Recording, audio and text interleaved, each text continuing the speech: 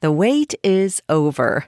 Dive into Audible's most anticipated collection, The Best of 2025, featuring top audiobooks, podcasts, and originals across all genres. Our editors have carefully curated this year's must-listens, from brilliant hidden gems to the buzziest new releases. Every title in this collection has earned its spot. This is your go-to for the absolute best in 2025 audio entertainment. Whether you love thrillers, romance, or nonfiction, your next favorite listen awaits. Discover why there's more to imagine when you listen at audible.com/bestoftheyear.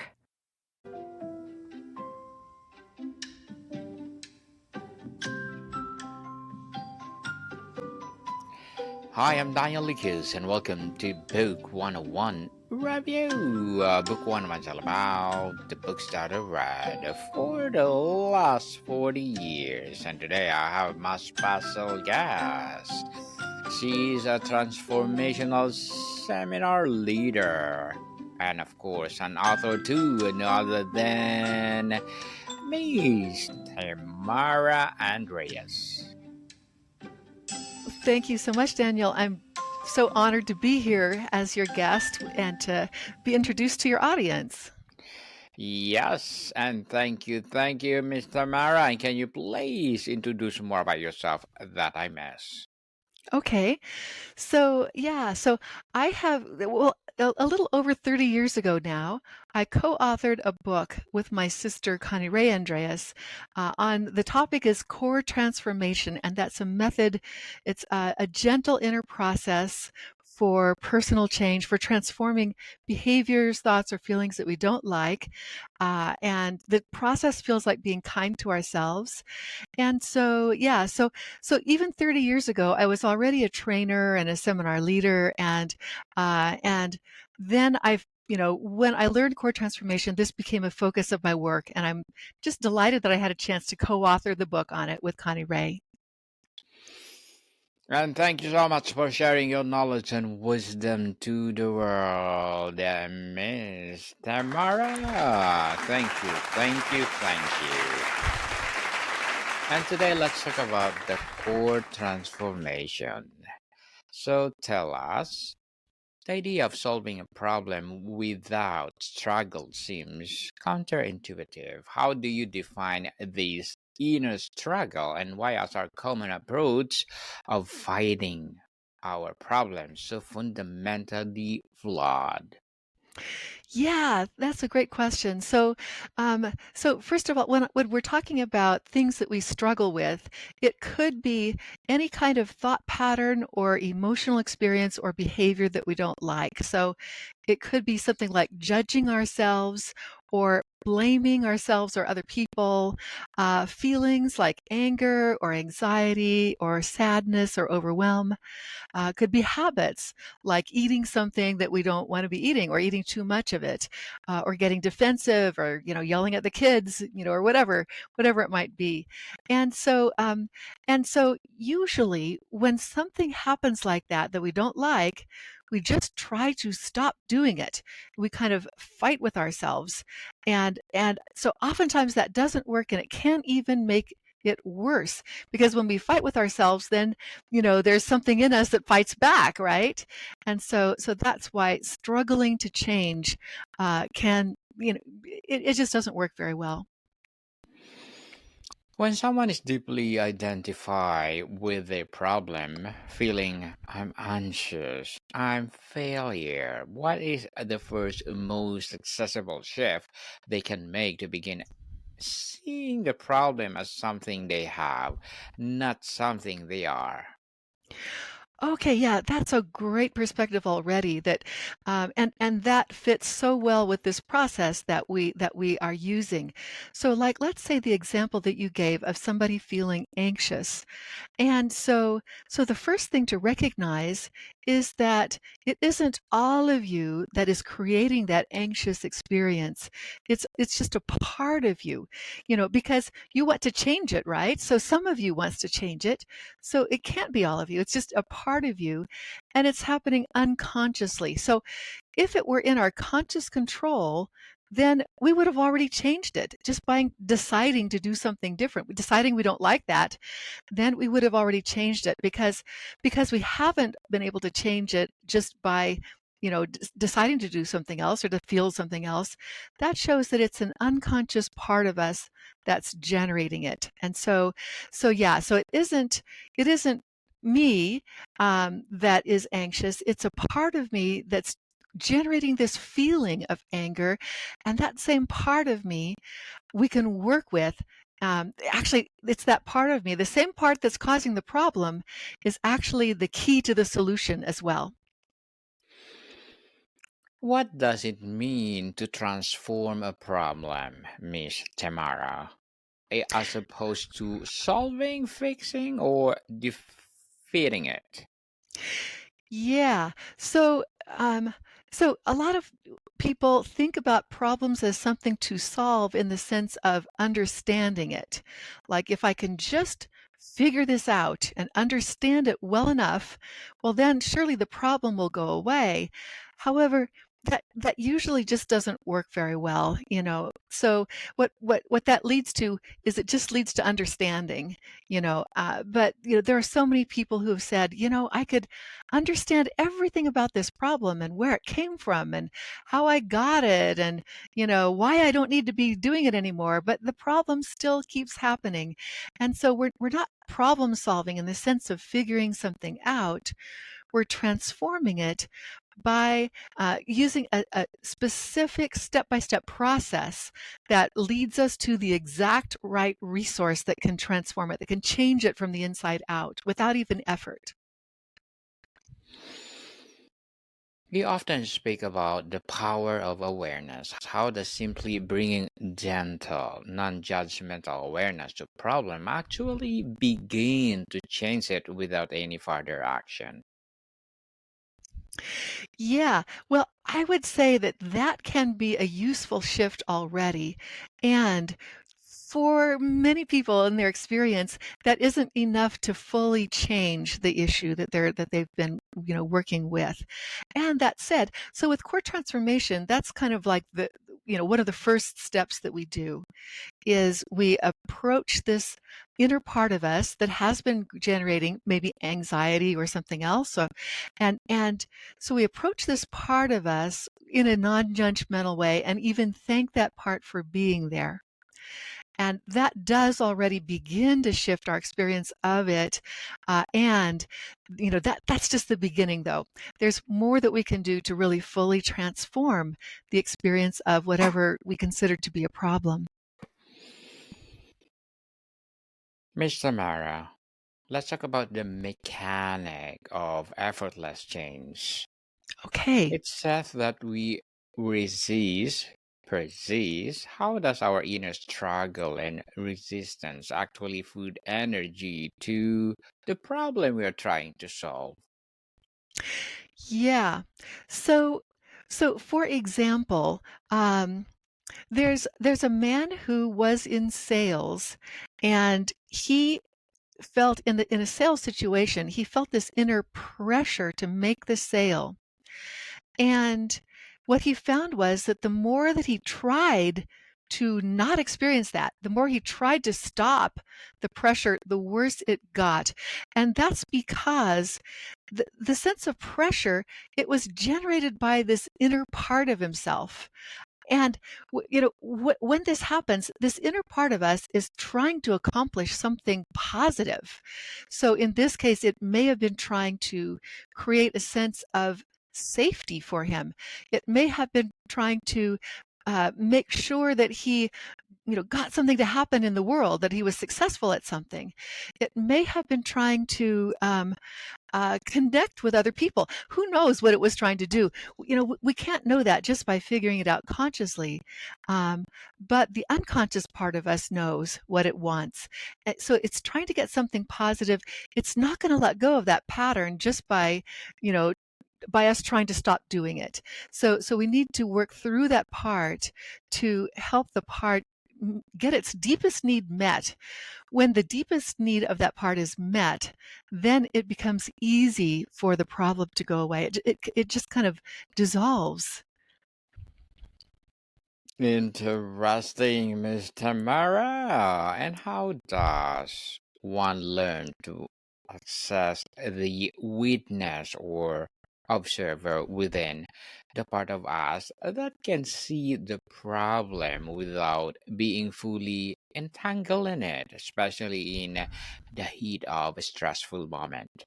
Mm, that's a good question. So the first thing is I don't recommend doing this in the heat of a stressful moment.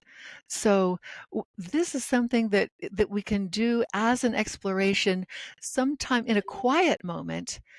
We can then explore and step back into the experience and access, the feeling, the stressful feeling or whatever it was, the stressful feeling, we can access that.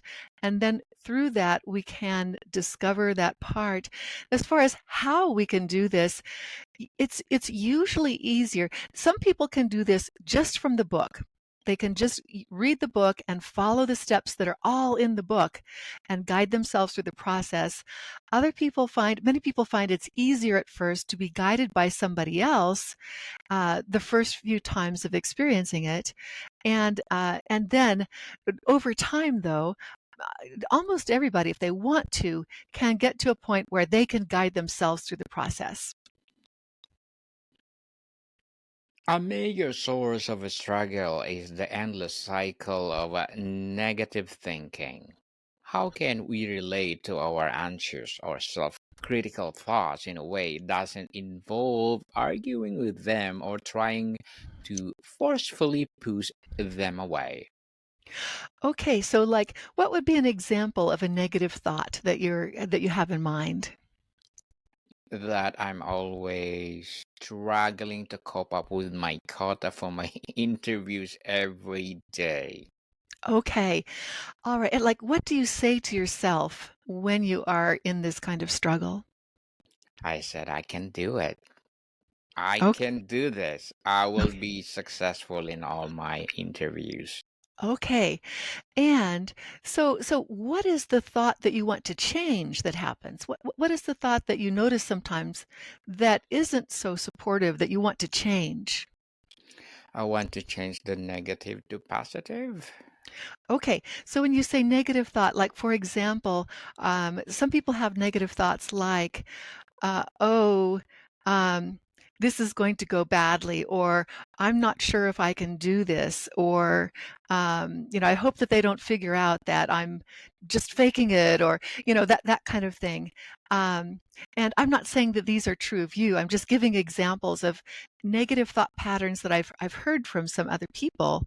And so like if we pick one of those, like, oh, this is you know, this is going to go terribly. If I have this kind of thought, oh, it's going to go terribly, and I don't want to think that way. So I can do is step into the situation and so as the situation that I'm in when this thought happens, like so not at the moment when I'm preparing for the podcast, but like maybe the next day thinking back about it, I can step into it, when I have some time and space to explore it, I'm not under pressure. So I can step back into it and I can experience that thought of, as an example, oh, things are going to go badly, or I'm worried what somebody will think of me, or something like that. So as I notice that thought happen, then I notice where is the unconscious part that is generating that's generating this thought. Now, that might seem like a funny thing to do. What do you mean, where? It's in your head, right? But actually, when we really tune into the experience, it might be in the head or it might be in the body someplace. There might be like a voice out here, that's talking into my ear or something like that. So we notice, where is the part of me? Then we welcome this inner part and we thank it for being there because we know that it wants something positive. So like if I role play this and kind of step into, what if I have a thought of, okay, the other person is going to think badly of me. I have this part that's thinking that. So then let's say I notice the part back here, like the back area of my head. I thank the part for being there. And I ask the part, what do you want? And then and then I ask the part, what do you want? And then I wait to notice what response comes back.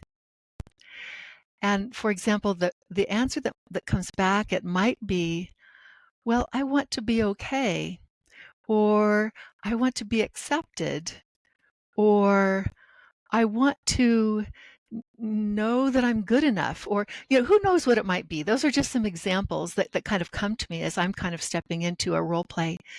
And so then what we do is whatever answer we get, we thank the part for the answer. And we say, okay, thank you for this response. And then, and by the way, at this point, we've already changed our experience of it because we're not struggling with it. We're exploring, we're welcoming this part, and we're asking the part, what do we want? So we're working with the part, not against it.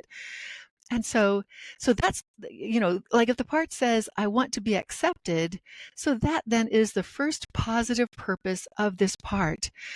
And then with the core transformation process, we don't stop at that.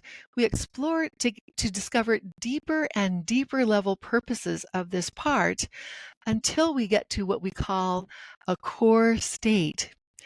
And the core state is the deepest yearning of this part. It's always at a beingness level. It may be something like a sense of presence or wholeness or inner peace or love, and not just like loving or being loved by somebody else, but like a state of love that just is, or oneness, or sometimes it's something that's even hard to put into words because it's an experience of it. The person might just say, oh, it's isness or something, because there isn't really a word for it. And then the core state, becomes the resource that transforms this whole pattern, that transforms, when this part of us is in the core state, when it's in what it most deeply has been wanting all this time, then it doesn't need to engage in these, various kinds of patterns that really were kind of self-defeating. Instead, it can have access to a wider range of choices. It can choose something that actually works to support our experience in the situation. Miss Tamara, as a seminar leader and author, what are your short-term and long-term goals? Oh, well, thank you. So my I have a number of goals. One of my goals is that, I want to reach more people with this method because I just hate to see people struggling when things could be so much easier for them and people could experience so much more of their own inner well-being without a lot of time or effort typically. And so that's what I want, is to bring core transformation more to the world. That's one of my goals. um, I also have, I'll admit, another goal of writing another book on a different topic. And that said, I don't want to distract, our conversation here, but there is another topic that I have in mind that at some point in the next couple of years, I would like to come back to and write a book about. And I'll let you know more about that when I have written it. You'll be one of the first to know. Yes, good luck for that, Miss Tamara, and looking forward for more success. And what will be your piece of advice for those people out there who want to be an author like you, as well as a seminar leader? Yeah. So somebody who wants to be an author, for example, is, let's see, advice. Well, one thing I'll tell you is when I was writing this book, there were times when I got stuck. It felt like it was kind of putting myself out in the world in a much bigger way than I had before. Although, before I wrote this book, I already did lead seminars and trainings, but still writing a book, it's like it could go all over the world, in an instant almost. And so I needed to work with some things that were holding me back. And I actually found core transformation to help me a lot. So the process I was writing the book about also helped me to transform the things that had been holding me back about becoming an author, about putting a book out there into the world. And yeah, so that's one piece of advice. A second piece of advice is just that, um, you have something to share, and the world probably needs what you have to offer. And so don't worry about having it be perfect. Um, you know, uh, find what you have to share, and then just start anywhere. Start writing it down and get feedback from other people, and just start anywhere. Start with one little piece, and it's starting with a little piece that can take you ultimately to where you want to go. Well, thank you for that advice, Miss Tamara. And can you please recommend a book or books that influenced your journey? Hmm.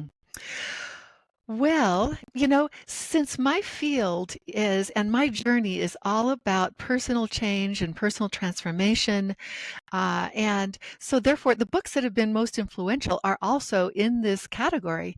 And so, besides, this book that I helped write, um, there's another book that has information in it that's been very influential for my journey, and that is um, the Wholeness Work Essential Guide.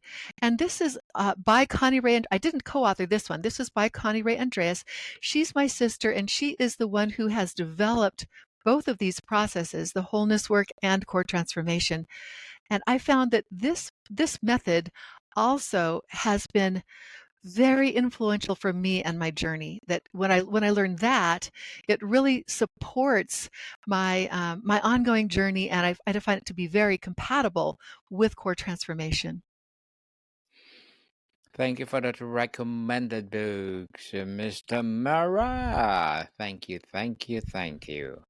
And how does self compassion act as a key that unlocks the door out of inner struggle?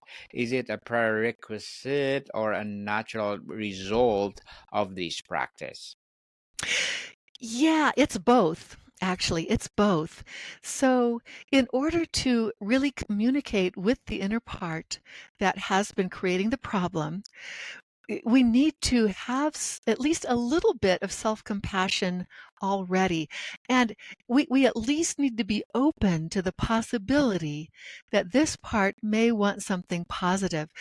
Be open to the possibility of discovering something positive about this part. So that's the first thing. Then, as we experience the process, that sense of self-compassion just tends to grow and grow and grow to the point where we don't even need to, consciously take it on anymore. It just becomes automatic because we can recognize right off the bat, no matter what we're working with, we can start to recognize, okay, this part also is going to have a positive purpose, because they all do. Every part that we work with ends up wanting something positive, and through this process can be our ally and can lead us to an incredible an incredible resource of inner well-being. Miss Tamara, to sort of wrap up our discussion for today, is the goal to eventually live a life free of inner struggle altogether, or is it to develop a fluid, resilient relationship with the struggle so that no longer defines your experience? Hmm. That might depend on semantics a little bit. What do we really mean about struggle? What I would say is that in my life, I continue to have some challenges. And I like what you're saying there, a fluid relationship with these things, so that when I notice a sense of, oh, here's something difficult, here's a challenge, I can go from this to working with in a way that transforms it so that I can bring my best energy to it. I can use my life forces and my energies for the best possible purpose, and to bring about something in the world, to accomplish something or make some kind of interact in a certain way, or do what it is that I want to be doing in the world.